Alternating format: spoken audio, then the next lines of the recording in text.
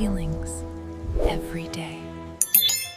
এক দূর গ্রামের অন্ধকার রাতের গল্প এটা, যেখানে রাতের নিস্তব্ধতা ভাঙে শুধু দূর থেকে ভেসে আসা বাতাসের শব্দে আর এক অশুভ ছায়ার উপস্থিতিতে। চলুন সেই রহস্যের গভীরে প্রবেশ করা যাক। রাত তখন প্রায় 11টা বাজে। গ্রামের চারপাশে এমন একটা অদ্ভুত ভারী নিস্তব্ধতা, যা কোনো উৎসবের রাতের সাথে একেবারেই বেমানান। মনে হচ্ছিল যেন বড় কোনো ঝড়ের আগের মুহূর্ত। অথচ দেখুন, পুরো গ্রাম কিন্তু আলোয় ঝলমল করছে। কারণটা হলো পরদিনই গ্রামের সবথেকে ধনী পরিবারের ছেলে আরিয়ান চৌধুরীর বিয়ে। সবাই আনন্দে মাতোয়ারা, চারিদিকে চলছে শেষ মুহূর্তের প্রস্তুতি। কিন্তু যার বিয়ে, সেই কনে মেহরিনের মুখেই কোনো হাসি নেই। তার চোখে মুখে কেবল এক অদ্ভুত অজানা ভয়। এই এত আনন্দ আর আলোর মাঝেও সে যেন একা আর ভীষণ আতঙ্কিত। আসলে মেহরিনের এই ভয়ের পেছনে কারণও ছিল। গত কয়েকদিন ধরে ও কিছু সাংঘাতিক জিনিস খেয়াল করছিল। যেমন ধরুন, আরিয়ানের পরিবারের একটা পুরনো ছবিতে আয়নার ভেতরে এক অচেনা ছায়ামূর্তি। তারপর ঠিক রাত 2টো বাজলেই আরিয়ানের বাড়ি থেকে ভেসে আসা অদ্ভুত সব মন্ত্রের শব্দ। আর সব শেষে ওদের পুরনো বাড়ির পেছনে মাটি চাপা দেওয়া একটা পাথরের ফলক। আর ওই পাথরের ফলকেই খোদাই করা ছিল এই ভয়ঙ্কর কথাটা: এই বংশের পুরুষেরা কখনো একা থাকে না। আর ঠিক এই কথাটা পড়ার পরে মেহরিনের ভয়টা যেন আতঙ্কে রূপ নেয়। ও বুঝতে পারে যে সে এক ভয়ঙ্কর রহস্যের মুখোমুখি হতে চলেছে। আর তারপরই ঘটল সেই ঘটনাটা। বিয়ের ঠিক আগের রাতে নিজের বন্ধ ঘর থেকে হঠাৎই উধাও হয়ে গেল মেহরিন। সকালে যখন দরজা খোলা হলো, তখন ঘরটা একদম ফাঁকা। ঘরে পাওয়া গেল শুধু একটা চিঠি, যেটা ওর ড্রেসিং টেবিলে রাখা ছিল। আর সেই চিঠির প্রথম লাইনটাই ছিল একেবারে হাড় হিম করে দেওয়ার মতো। ও লিখেছে, আমি পালিয়ে যাচ্ছি না, কিন্তু আমি যাকে বিয়ে করতে চলেছি সে মানুষ নয়। চিঠিতে মেহরিন আরও কিছু ভয়ঙ্কর অভিজ্ঞতার কথা লিখে যায়। সে জানায় আয়নার ভেতরে সে আরিয়ানের অন্য এক রূপ দেখেছে, যার চোখ দুটো হয়ে যায় কুচকুচে কালো। আরিয়ান নাকি ফিস ফিস করে ওকে বলেছে, বিয়ের পর তুমিও আমাদের একজন হয়ে যাবে। চিঠির শেষে লেখা ছিল, সকালে ওকে পাওয়া না গেলে কেউ যেন ওকে না খোঁজে। পুলিশ এলো, অনেক খোঁজাখুঁজি হলো, কিন্তু কোনো প্রমাণই পাওয়া গেল না। শুধু একটা অদ্ভুত জিনিস সবার চোখে পড়ল। মেহরিনের ঘরের আয়নাটা মাঝখান থেকে ফাটা, আর ফাটলটা এমন যেন কেউ ভেতর থেকে সজোরে আঘাত করেছে।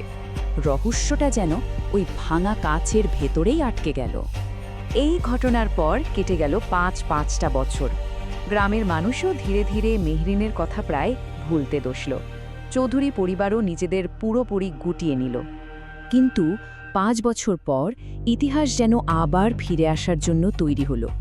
গ্রামে খবর ছড়িয়ে পড়ল, আরিয়ান চৌধুরী আবার বিয়ে করছে। নতুন কনের নাম সাবা, পাশের গ্রামেরই এক শান্ত শিক্ষিত মেয়ে। সাবা এসব পুরনো দিনের গল্প বা কুসংস্কারে বিশ্বাস করত না, কিন্তু বিয়ের ঠিক আগের রাতে সে তার ঘরের দরজার সামনে একটা ছেঁড়া ডায়েরির পাতা খুঁজে পেল। তাতে কাঁপা কাঁপা হাতে লেখা ছিল মেহরিনের এই সতর্ক বার্তা। ডায়েরির ওই ছেঁড়া পাতাতেই লেখা ছিল আসল সত্যিটা: আরিয়ানের ভেতরে এক ভয়ঙ্কর অশুভ সত্তা বাস করে। ওর পরিবারের পুরুষদের ওপর এক প্রাচীন অভিশাপ আছে, আর নতুন কনেদের আত্মাকে উৎসর্গ করে সেই অশুভ শক্তিকে বাঁচিয়ে রাখা হয়। সাবার হাত থেকে কাগজটা পড়ে গেল। ও ঠিক করল এক্ষুনি পালাবে। কিন্তু ঠিক তখনই ওর দরজায় টোকা পড়ল। দরজা খুলতেই ও দেখল আরিয়ান দাঁড়িয়ে আছে। তার মুখে এক অদ্ভুত শীতল হাসি। সে ফিসফিস করে বলল, তুমিও চিঠিটা পেয়েছ, তাই না? সাবা ভয়ে পিছিয়ে যেতেই এক অবিশ্বাস্য ঘটনা ঘটল। ঘরের প্রত্যেকটা আয়নায় আরিয়ানের প্রতিবিম্বটা বদলে যেতে শুরু করল। ওর সামনে যে আরিয়ান দাঁড়িয়ে, তার মুখে হাসি, কিন্তু আয়নার ভেতরের সত্তাটার চোখ দুটো মিশমিশে কালো, মুখটা বিকৃত, এক কথায় এক অমানসিক চেহারা। মুহূর্তের মধ্যে ঘরের বাতাসটা কেন যেন ভারী হয়ে এলো। সাবা বুঝতে পারল সে এখন আর একা নয়। সেই অশুভ সত্তাটা নিজেকে প্রকাশ করে দিয়েছে। কোনো রকমে সেখান থেকে পালিয়ে সাবা গ্রামের পুরনো মন্দিরে আশ্রয় নেয়। সেখানকার বৃদ্ধ পুরোহিতই তাকে খুলে বললেন সেই অভিশাপের পেছনের ইতিহাসটা। প্রায় ১০০ বছর আগে আরিয়ানের এক পূর্বপুরুষ অমরত্ব পাওয়ার লোভে এক নিষিদ্ধ সাধনা করে, কিন্তু সেটা ব্যর্থ হয়, আর তার ফলস্বরূপ এক অশুভ সত্তা তাদের বংশের পুরুষদের শরীরে আশ্রয় নেয়, আর সেই সত্তার শক্তি যোগাতেই প্রত্যেক নতুন কনেকে বলি দেয়া হয়। সেই রাতে সাবা আর পুরোহিত মিলে চৌধুরী বাড়ির ভেতরে একটা গোপন ঘরের সন্ধান পায়। সেই ঘরে প্রজন্মের পর প্রজন্ম ধরে বলি দেওয়া কনেদের গয়না, ছবি আর নানান স্মৃতিচিহ্ন সাজানো। সেখানে মেহেরিনের লাল ওড়নাটাও ছিল, আর সবথেকে ভয়ঙ্কর যা ছিল, দেওয়ালের ওপর একদম তাজা খোদাই করা একটা নাম, সাবা। তখন পুরোহিত মন্ত্র পড়ে সেই অভিশপ্ত ঘরে আগুন লাগিয়ে দেন। এক ভয়ঙ্কর চিৎকারে পুরো বাড়িটা কেঁপে ওঠে। আগুনের লেলিহান শিখা যেন শত বছরের পুরনো সেই অভিশাপটাকে গ্রাস করে নিল।